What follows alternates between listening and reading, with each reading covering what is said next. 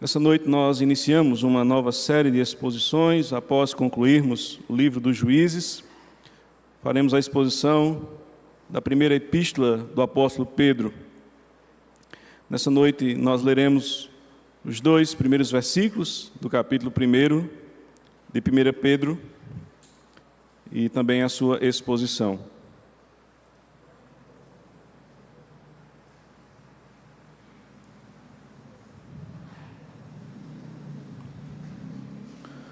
Ouça com atenção, com reverência, mas acima de tudo com fé. Esta é a poderosa palavra de Deus, que nos diz assim em 1 Pedro, capítulo 1, versículos 1 e 2. Pedro, apóstolo de Jesus Cristo, aos eleitos que são forasteiros da dispersão no Ponto, Galácia, Capadócia, Ásia e Bitínia, eleitos segundo a presciência de Deus Pai, em santificação do Espírito, para a obediência e a aspersão do sangue de Jesus Cristo. Graça e paz vos sejam multiplicadas. Amém. Vamos orar, baixe sua cabeça.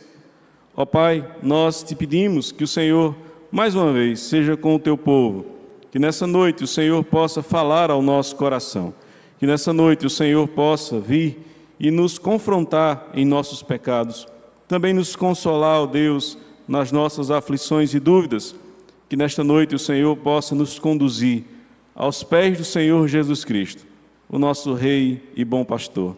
E é em nome dele que nós assim te oramos, hoje e para todos sempre. Amém. Como você se define enquanto cristão? Qual é a forma que você responderia diante de uma pergunta? Você é cristão? E o que isso significa? Muitas definições estão surgindo. Algumas elas não são muito positivas a respeito dos cristãos.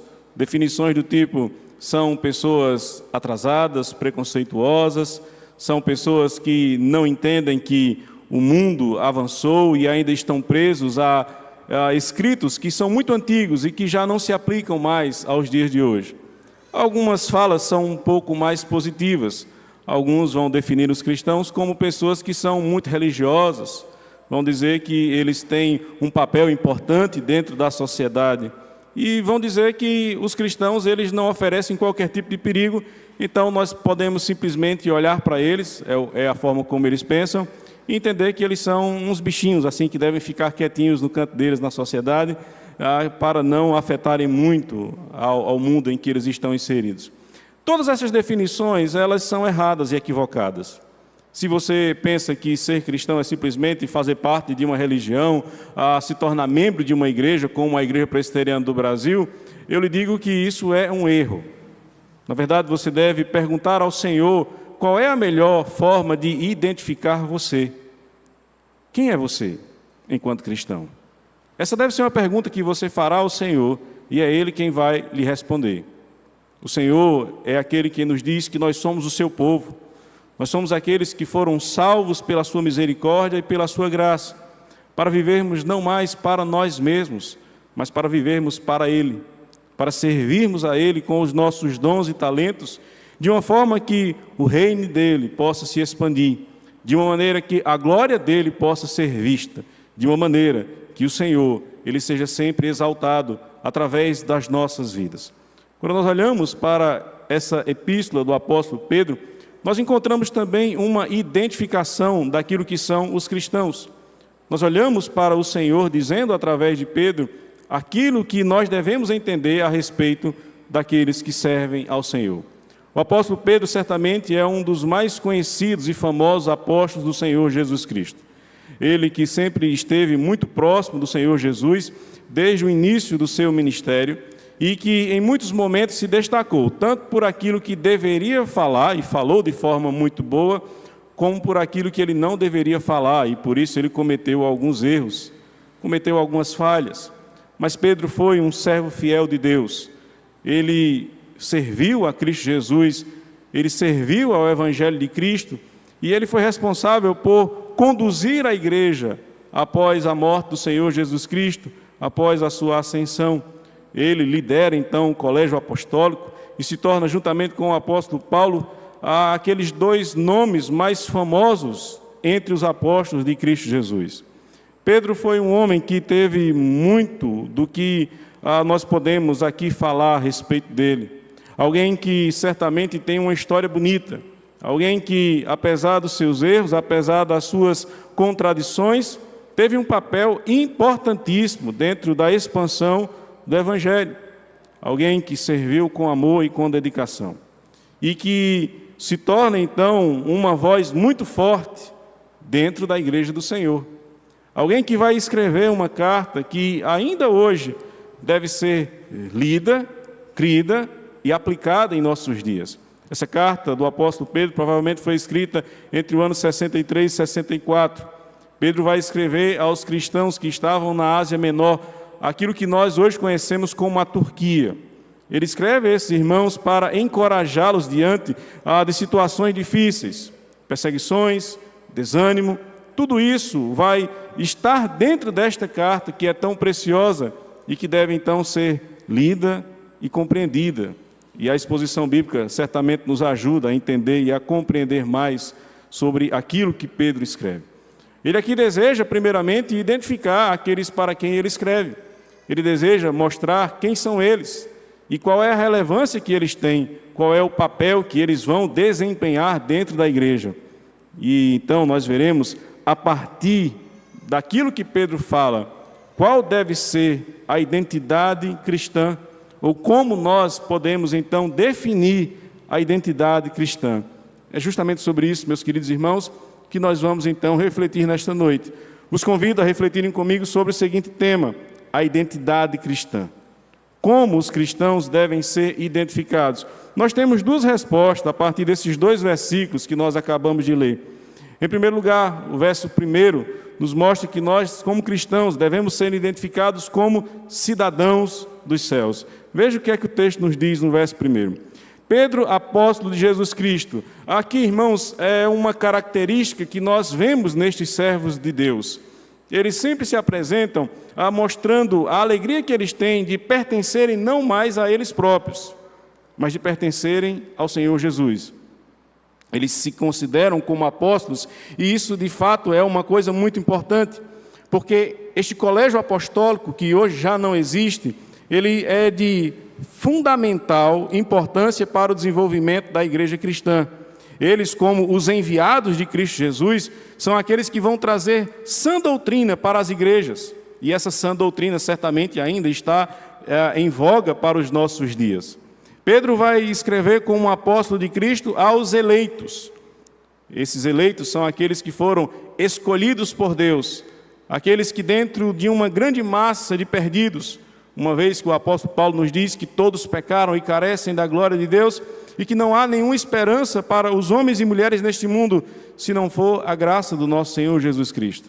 Mas para que a graça do Senhor Jesus Cristo, ela possa nos atingir, é necessário que sejamos então eleitos por Deus. Não por causa das nossas boas obras, não por causa daquilo que nós fazemos, não por causa daquilo que nós somos capazes ou não de acrescentar ou de agregar dentro do reino de Deus, mas eleitos por uma única razão, pela vontade de Deus Pai. Eleitos para serem o quê, meus irmãos? Forasteiros, é isso que Pedro também nos diz. Eles que são forasteiros. Você pode imaginar como neste momento é dúbia a sensação daqueles que recebem a carta do apóstolo Pedro. Primeiramente, eles são retratados como eleitos. E alguém que é eleito certamente se sente alegre, se sente feliz. Quando você é escolhido, quando você é eleito, certamente que aquilo traz a alegria ao seu coração, gratidão ao seu coração. Por que eu? O que é que eu tenho de bom? E eu posso já lhe adiantar que você não tem nada de bom. Nós não temos nada de bom. Esta é uma grande verdade que sempre deve ser pregada por todos aqueles que servem ao Senhor. Nós não temos nada de bom, mas nós somos eleitos pelo amor do Senhor, pela sua vontade soberana e santa. E para que nós somos eleitos? Essa é uma questão que também deve ser trazida ao nosso coração. Pedro diz que eles são eleitos e que eles são forasteiros da dispersão. Essa é uma situação, irmãos, que tornou-se comum entre aqueles que serviam a Cristo Jesus logo no início da história da igreja. Quando você vai ler, por exemplo, a carta de Tiago, você vai ver que Tiago ele vai tratar também daqueles que estão dispersos. A igreja do Senhor Jesus, ela começa a ser perseguida. Aqueles que estão servindo a Cristo na região de Jerusalém, eles começam a fugir. uma implacável perseguição se abate sobre eles, de maneira que eles não têm uma outra opção, eles não têm uma outra saída que não seja fugir. Eles estão então dispersos. Como já foi dito anteriormente, eles estão dispersos por uma região chamada de Ásia Menor, o que hoje nós conhecemos como o país chamado Turquia. Ele vai citar então o Ponto, a Galácia, a Capadócia, a Ásia e Bitínia. Nessas regiões, igrejas se desenvolveram. Nessas regiões, pessoas foram alcançadas pelo Evangelho de Cristo. Nós temos duas formas de entender essa dispersão que Pedro aqui está colocando. Podem ser aqueles cristãos que, por causa da perseguição em Jerusalém, se dispersaram e tiveram que encontrar um lugar seguro para viver, ou são aqueles judeus que foram também dispersos por todo o mundo antigo, depois do cativeiro da Babilônia, e que então deram prosseguimento às suas vidas e agora estão espalhados, dispersos. Mas todos eles, independente do cenário em que eles se encontrem, sejam eles pessoas que estão dispersas há pouco tempo ou que já estão vivendo ao longo dos séculos como dispersos, todos eles são forasteiros. Todos eles não podem imaginar que pertencem a uma pátria terrena ou que neste mundo eles têm a sua morada de forma fixa. Não. Pedro faz questão de colocar este aspecto de que eles não são cidadãos desta terra. E é interessante porque o autor aos Hebreus ele também tem esta mesma forma de tratar com os leitores de sua carta. Ele vai lembrá-los de que, no capítulo número 11, daqueles que serviram ao Senhor no Antigo Testamento e que sempre contemplaram por uma pátria celestial, por uma Jerusalém que eles ainda não poderiam ver. Eles estavam na terra, é bem verdade, a terra prometida pelo Senhor, a terra onde eles viveram, a terra onde eles morreram, mas o autor aos Hebreus vai lembrar aos seus leitores de que eles eram estrangeiros e peregrinos. Aquela não era a verdadeira terra deles. Ela apontava para um lugar maior e especial, algo que eles certamente ainda não haviam visto, mas que eles poderiam crer, que eles poderiam confiar. Diante de um cenário em que muitos aqui, nesta carta, estão sendo perseguidos por causa da sua fé em Cristo, Pedro traz para eles um alento, primeiramente lembrando de que eles são eleitos de Deus, de que eles pertencem ao Senhor, de que eles não são mais deles próprios, mas que eles agora fazem parte do povo de Deus. Pedro também está lembrando a eles de que eles são forasteiros, de que eles não vieram para ficar, de que há algo maior envolvido em toda esta situação que eles estão vivendo. Pessoas que certamente estavam passando por momentos de dor, de sofrimento, pessoas que estavam passando por situações difíceis. E essa é uma realidade que acompanha a Igreja de Cristo. Nós somos, irmãos, aqueles que são chamados a este mundo não para nos apegarmos a ele, não para amarmos esta terra como se ela fosse a coisa mais importante e valiosa diante dos nossos olhos. Pedro está lembrando a cada um deles: vocês não pertencem à localidade na qual vocês estão inseridos. E essa também é a mesma situação que nós nos encontramos. Seja para aqueles que vêm do estado do Ceará e que já estão há algum tempo na Paraíba, seja para aqueles que vivem na Paraíba e que nunca saíram de São Bento, nem mesmo para passear. A grande verdade é que quando o Evangelho adentra o nosso coração, a grande verdade é que quando os nossos olhos são abertos pela graça de Deus, nós passamos a enxergar, a entender que o nosso papel neste mundo é um papel de passagem. É um papel que não pode ser visto como algo que não terá fim. Como se aqui fosse, de fato, o nosso lugar e que não houvesse nenhum outro ponto nesta terra. Não, muitas vezes nos apegamos a situações como: eu sou daqui, eu vivi aqui, gerações passadas da minha família estão aqui, então esse lugar é especial, e certamente que ele é. Mas é importante sempre lembrar que, por mais especial que seja a terra que você tenha nascido, crescido, estabelecido a sua vida, ela é uma terra marcada pelo pecado. Ela é uma terra que faz com que aqueles que servem a Deus desfrutem de momentos que são ruins, momentos que não são prazerosos, momentos em que nós contemplamos o mal, momentos em que nós muitas vezes pensamos: como pode uma terra tão boa, tão abençoada como esta, que tem tantas belezas, mas que desfruta muitas vezes de coisas tão terríveis? Como pode uma terra como essa ver tanta miséria e dor? Isso, meus irmãos, é importante para entendermos que há uma terra maior, melhor, esperando por aqueles que servem a Deus.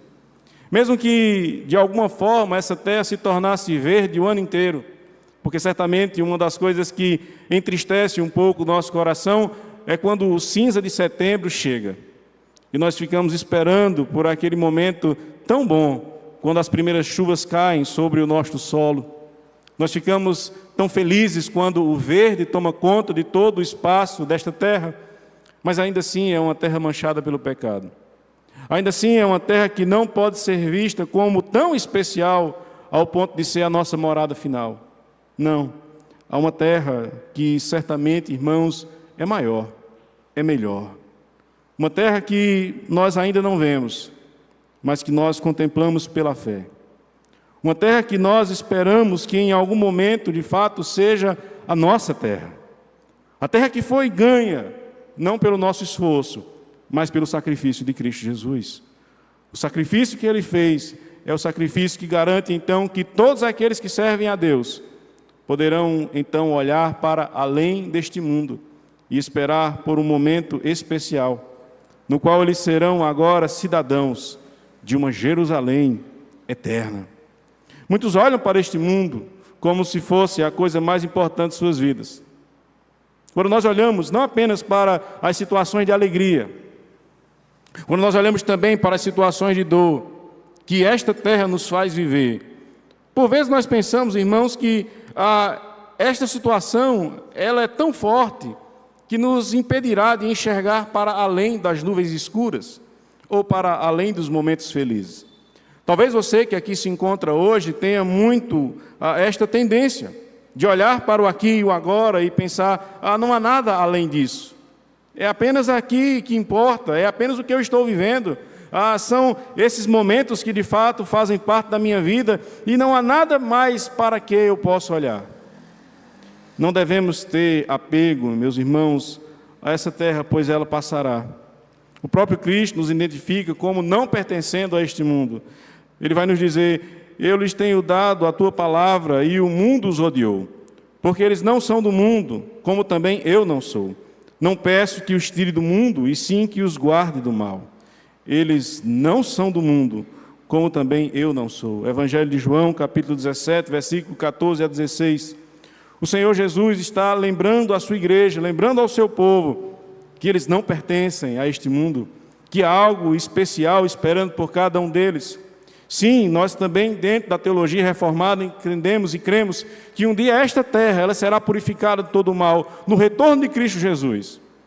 Mas quando a morte chegar, quando o último suspiro for dado por aqueles que servem ao Senhor, eles se encontrarão em um outro lugar, em um lugar de paz, em um lugar de alegria, onde não haverá a presença do pecado, onde não haverá mais tristeza nem dor, onde também eles poderão contemplar verdadeira alegria, porque por mais felizes que sejamos aqui, nada se compara com aquilo que nós veremos quando encontrarmos com o nosso Senhor e Salvador Jesus Cristo. Meus queridos irmãos, esta mensagem de que nós somos cidadãos dos céus, ela deve sempre nos lembrar que nós não podemos nos apegar a tudo que aquilo que vivemos aqui.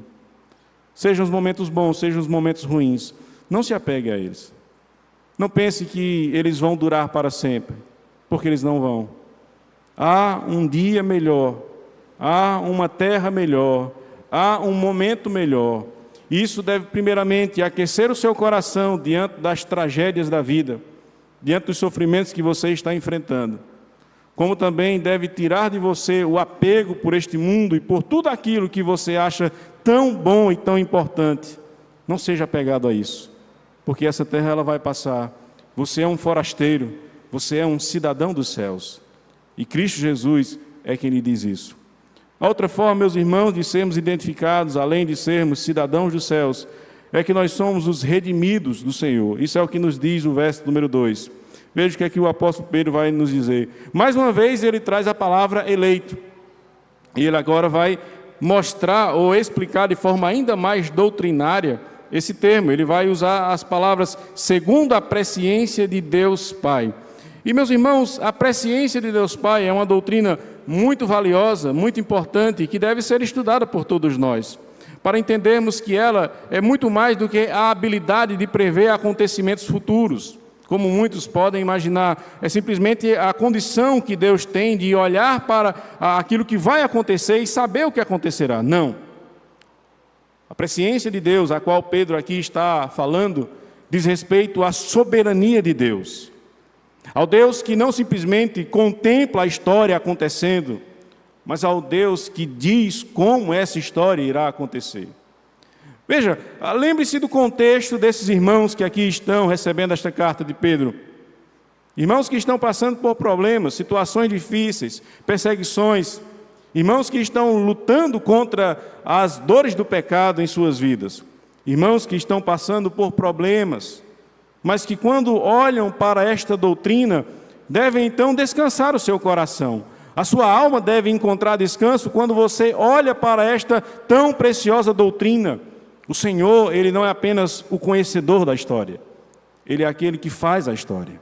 É aquele que diz como será a história. É aquele que vai colocar todos os pontos desta história. De maneira, meus irmãos, que nós não estamos aqui pelo mero acaso. E as coisas que acontecem não também são fruto do mero acaso, mas são pela vontade de Deus, na sua santa sabedoria, no seu conhecimento belo e incomparável. Ele determina como tudo irá acontecer. E isso deve dar ao nosso coração descanso, porque até mesmo as perseguições que acontecem para que o povo de Deus sofra nesta terra, fazem parte da vontade do Senhor. Nada está fora do seu controle, nada está além daquilo que Deus quer, faz tudo parte do seu plano. O seu plano de redenção está em execução. Aquilo que Deus quer que aconteça na vida do seu povo está acontecendo. Nada aconteceu de uma forma que veio a contrariar os desejos do Senhor. Ele sabe muito bem o que Ele está fazendo e isso deve dar descanso ao seu coração. Deve dar descanso ao coração do povo de Deus, que muitas vezes se aflige diante dos problemas que surgem. As situações que esta terra está vivendo, guerras, pandemias, imoralidade, sofrimento, perseguições contra os cristãos, tudo isso, não olhe como se fosse algo que está fora do controle de Deus. O Senhor tem as rédeas dessa história. O Senhor está conduzindo tudo para o louvor e para a glória do seu santo nome. A igreja está inserida nesse contexto, mas essa igreja que foi eleita por Ele, é a igreja que é conduzida por Ele, que é guardada por Ele, que é abençoada por Ele. Há um outro ponto doutrinário muito importante, dito aqui por Pedro, a doutrina da Trindade. Ele vai falar da presciência de Deus Pai, ele vai falar da santificação do Espírito, e ele vai falar da obediência à aspersão do sangue de Jesus Cristo. As três pessoas da Trindade são aqui citadas por Pedro: Deus Pai, Deus Filho e Deus Espírito Santo. As três pessoas da Trindade agindo, tendo um papel de destaque, de importância na história da redenção. Todos eles, então, fazendo algo para que tudo aquilo que venha a acontecer se encaixe perfeitamente em um plano eterno de redenção. Plano esse que está além, muitas vezes, até mesmo da nossa fé, não apenas do nosso conhecimento.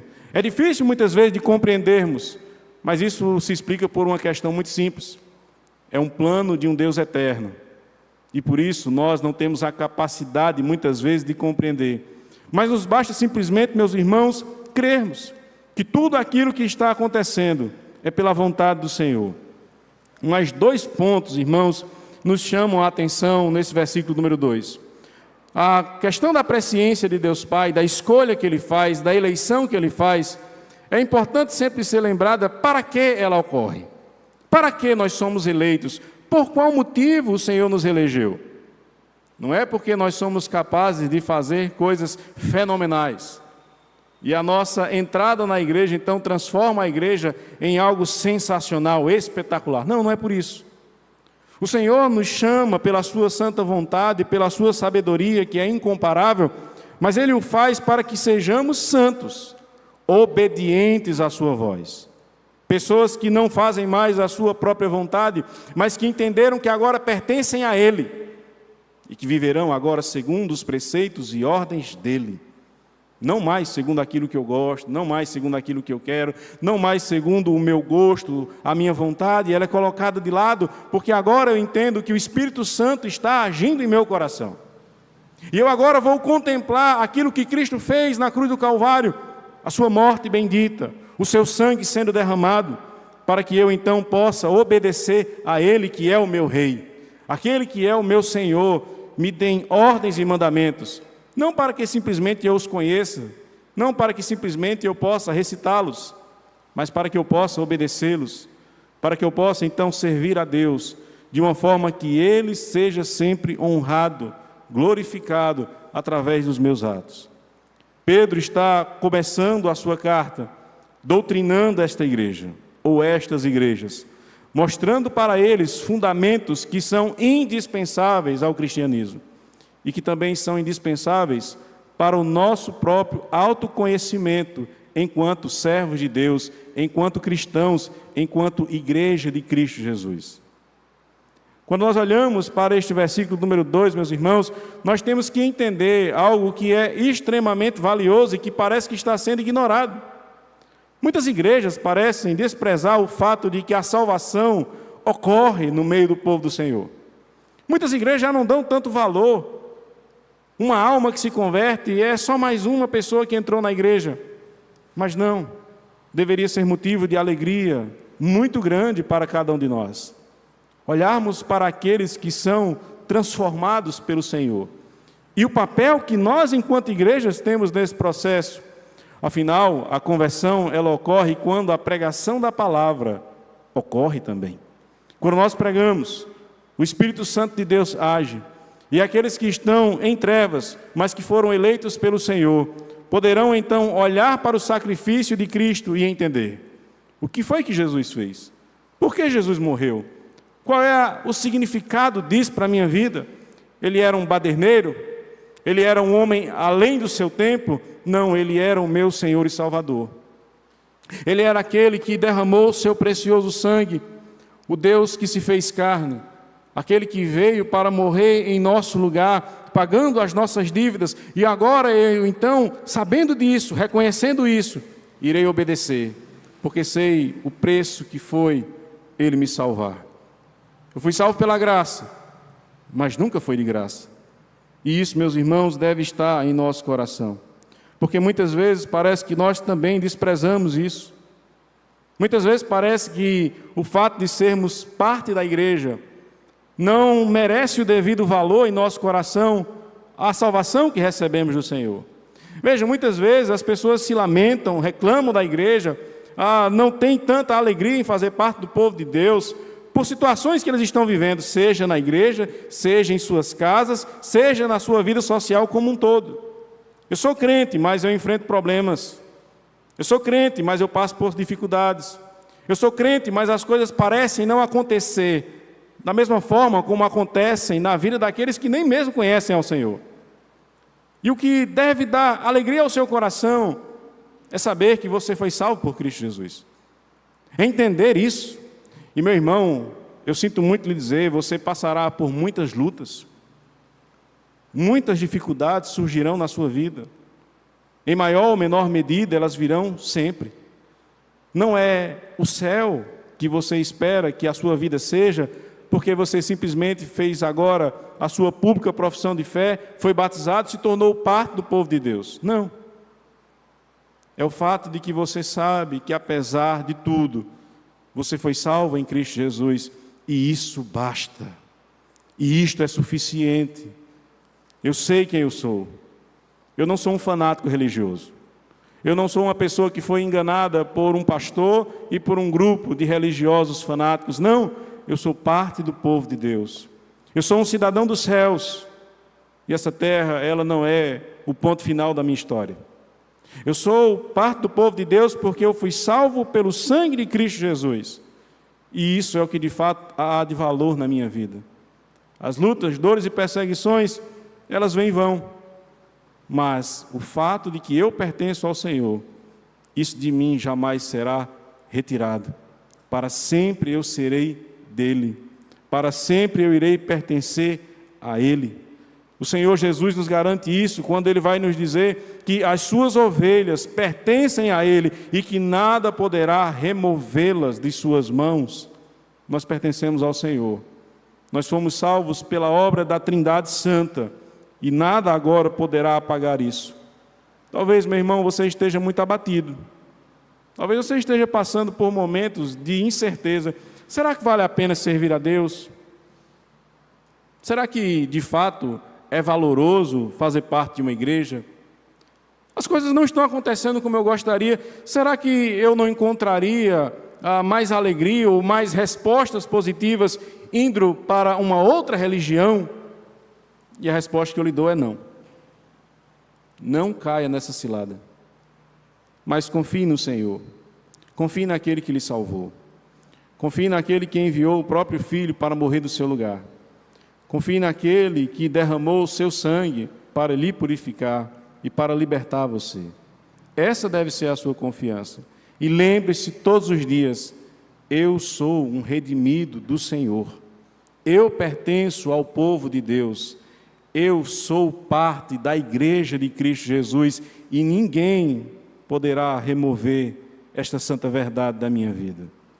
Meus queridos irmãos, nós temos algumas lições práticas diante daquilo que vimos nesta noite.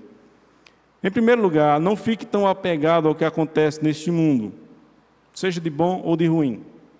Eu já vi, e isso é algo triste, reverendo Luiz que está ali se escondendo de mim, mas estou lhe vendo. Não baixa a cabeça não, estou lhe vendo. Eu já vi pessoas que dizem a seguinte blasfêmia: se eu vou passar a eternidade nos céus, por que ir agora? Qual é essa pressa de ir? E veja, você deve olhar para o céu não como se fosse um castigo. Eu vou passar a eternidade lá. Essa é a bênção da história, certo? O ruim é quando você olha para o inferno. Aí você ainda não entendeu que talvez você vá passar a eternidade lá, porque você não entregou seu coração a Cristo. E tudo de ruim que você possa viver nesta terra, ou tudo de bom que você possa passar, não pode se comparar com aquilo que você ainda conhecerá, com tudo aquilo que você descobrirá, porque está reservado nos céus.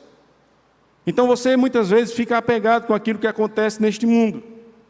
As coisas estão dando errado, eu estou passando por problemas, são muitas dificuldades, não há esperança mais para o meu coração, e você fica esperando que este mundo seja melhor amanhã, e que as coisas sejam sempre positivas nesta terra. Mas o seu coração deve desejar não simplesmente que aqui as coisas possam dar certo, mas você poderia desejar e começar a desejar de forma verdadeira que o Senhor Jesus retorne, que Ele possa apresentar a você a terra bendita que Ele prometeu. E se a morte chegar, meu irmão, nós ficaremos certamente tristes, porque é duro se despedir daquele que nós amamos. Mas o apóstolo Paulo diz que estar com Cristo é incomparavelmente melhor, porque nós não somos desta terra, nós não pertencemos a este mundo como ele hoje se encontra, nós pertencemos ao Senhor, a nossa pátria é o céu, a nossa nação nos espera, nos aguarda, mas eu sou brasileiro, esta é a minha nação, mas há uma nação muito maior, a nação daqueles que foram salvos pelo sangue do Cordeiro. A nação daqueles que um dia se unirão e diante do seu trono cantarão louvores, todos a uma só voz, de todos os pontos desta terra, de todas as épocas, de todas as eras, todos rendendo glória ao nome do Cordeiro Santo de Deus. Você, querido crente da Igreja Presbiteriana do Brasil, aqui em São Bento, não olhe para este mundo como se ele fosse a coisa mais importante da sua vida, ele não é. Não se agarre, não se apegue, não trate tudo isso aqui como se fosse tão importante, tão valoroso, porque não é. Mas sempre se lembre daquilo que nem prata nem ouro podem comprar, daquilo que você pode desejar por saber que não haverá nem choro nem dor, mas o seu coração estará de fato em paz, na presença do seu Redentor. É isso que você deve esperar, como um cidadão dos céus, como parte do povo do Senhor, aqueles que viverão eternamente na sua presença. Lembre-se que você foi redimido por Cristo. Lembre-se, de fato, da situação bendita que você agora se encontra. Você antes era alguém morto espiritualmente. E por mais que a sua vida hoje não seja as mil maravilhas que você imaginava por se tornar parte do povo de Deus, mas você antes estava morto nos seus delitos e pecados. Você estava em inimizade com o Senhor. Você não conhecia a Cristo. Você estava caminhando para o inferno. Mas isso tudo mudou porque você foi salvo. Porque os seus pecados foram colocados nos ombros de Cristo Jesus. Meu irmão, eu sei que você tem o direito de ficar triste. Eu sei que você tem o direito de ficar abatido. Eu não estou aqui para menosprezar a dor de quem quer que seja. Eu não estou aqui para dizer a você que o seu sofrimento não é válido. Mas eu queria que você aprendesse a se alegrar em uma verdade que não pode ser apagada, anulada ou mudada. Você foi redimido por Cristo. Você foi salvo por Jesus. E isso deve transformar o seu coração em um mar de gratidão. E mesmo no sofrimento, você ainda poderá ser capaz de sorrir, de se alegrar e de lembrar quem você era e de quem você é agora. De lembrar da sua história antes e depois do Evangelho. E de lamentar por aqueles que ainda não fazem parte da igreja, mas se alegrar porque você faz parte. Se alegre, crente. Festeje, cante ao Senhor. Chega de murmurar, chega de chorar, chega de lamentar.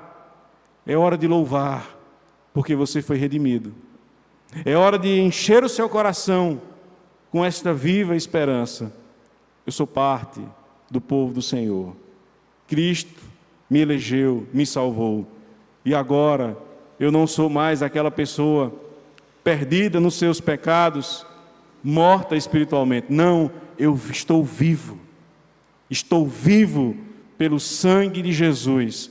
Ele me salvou, Ele me libertou, Ele me deu vida. E agora eu não pertenço mais a mim mesmo. Eu pertenço a Ele. Eu sou dele. E nada mudará isto. Alegre-se, meu irmão. Festeje com os seus irmãos. Não deixe que as dores e lutas deste mundo apaguem o seu sorriso diante desta verdade eterna.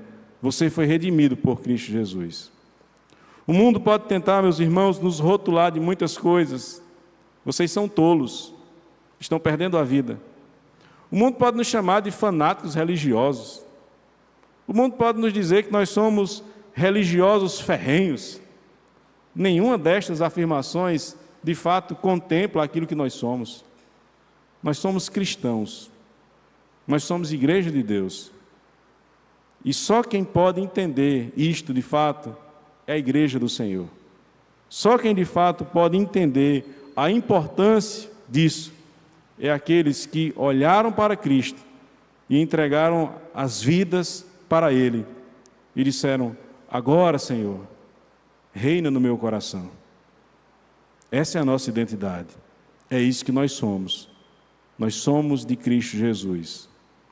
Maranata, ora vem, Senhor Jesus. Santo Deus, eterno Pai, nós te pedimos, te rogamos nesta noite que o Senhor seja conosco, que aplique em nossos corações estas santas verdades. Não deixe, ó Deus, que os males desta vida possam apagar a alegria bendita de pertencer ao Senhor, de servir ao Senhor com dedicação e amor. Renova o nosso amor por estas verdades como fundamentos inabaláveis da nossa vida cristã. É o que nós te rogamos, em nome de Jesus. Amém.